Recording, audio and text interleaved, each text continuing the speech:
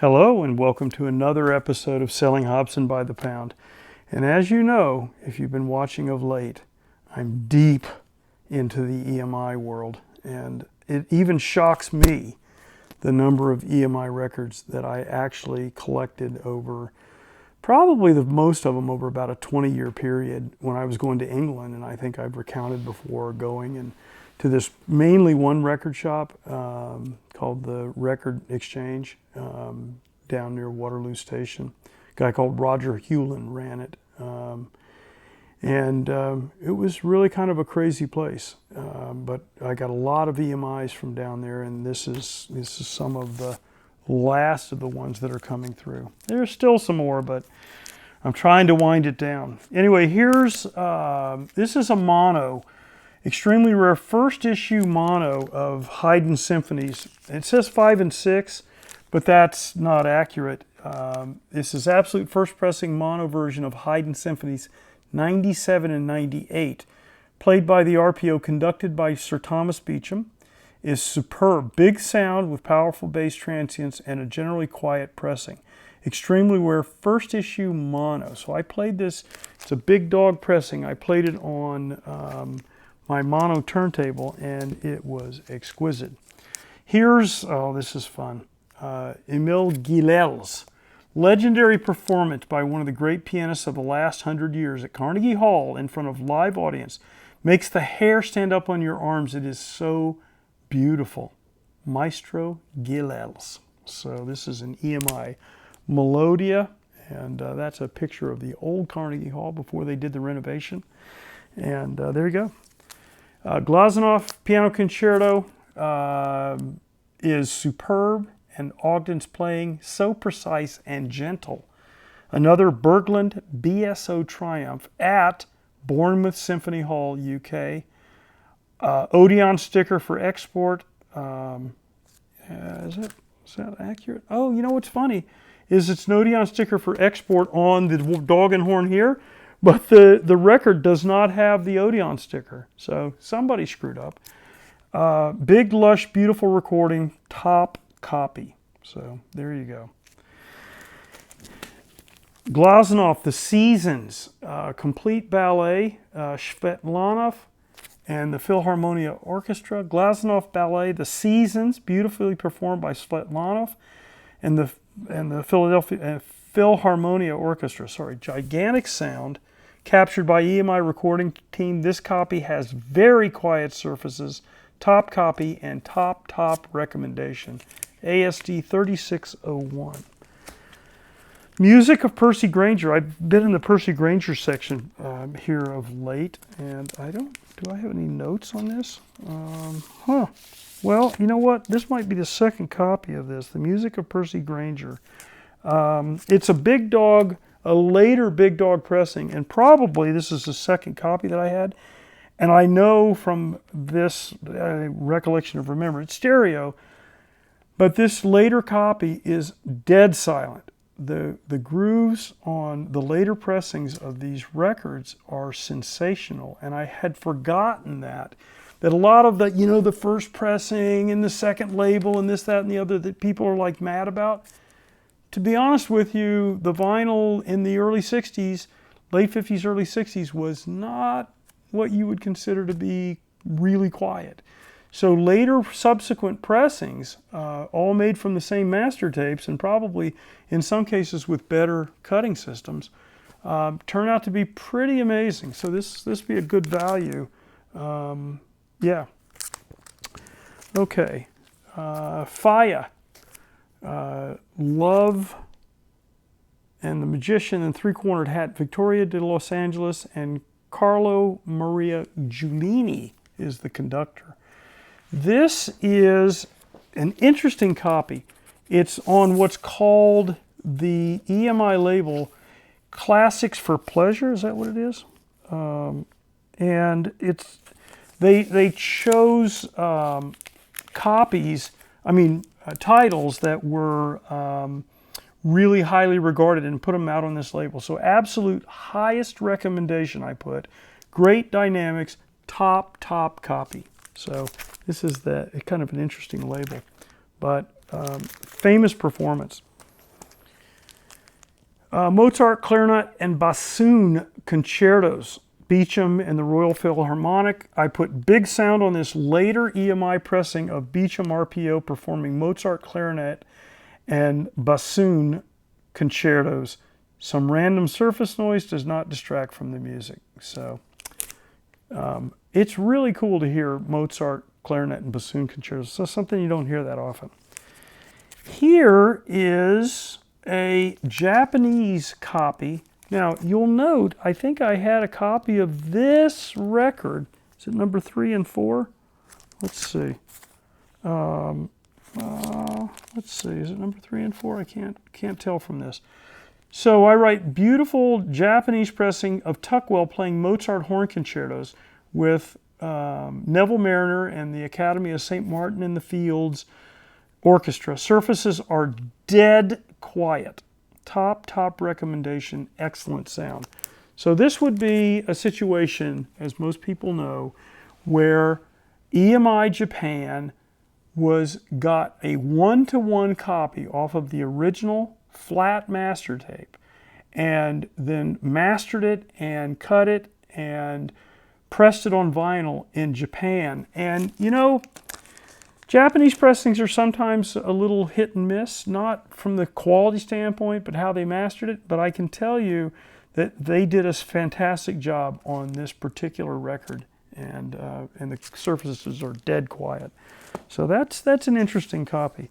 Here's Haydn the Creation, de Burgos conducting the Philharmonia Orchestra with the Philharmonic Chorus as well.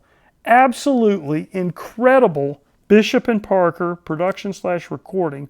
Remember, Christopher Bishop is the production, the musical producer, and Christopher Parker is the recording engineer for EMI.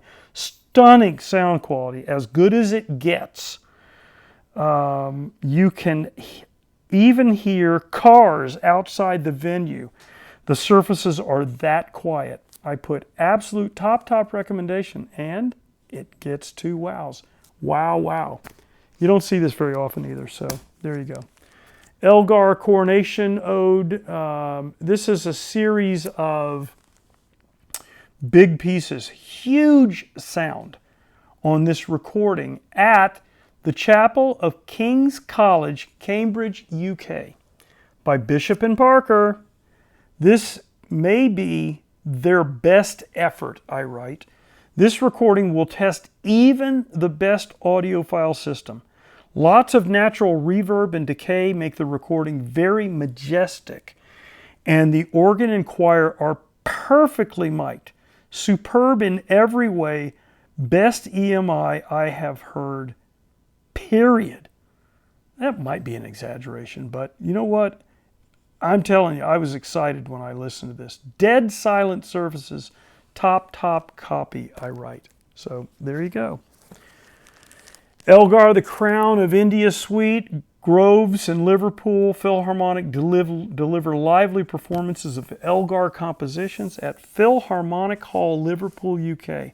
Big EMI sound on this Odeon for export copy. Top recommendation. Remember, it's got the Odeon over the postage stamp dog and horn, and also to cover it up here. Elgar, more Elgar. A bunch of marches. Stunning Bishop and Parker recording. Has huge EMI sound and dynamics. Very quiet surfaces. Audiophile from start to finish. Absolute highest recommendation. I'm just going to tell you this. This is a 3-wower. Wow, I write. I must have been excited about this. ASD 3050. Small postage stamp dog pressing.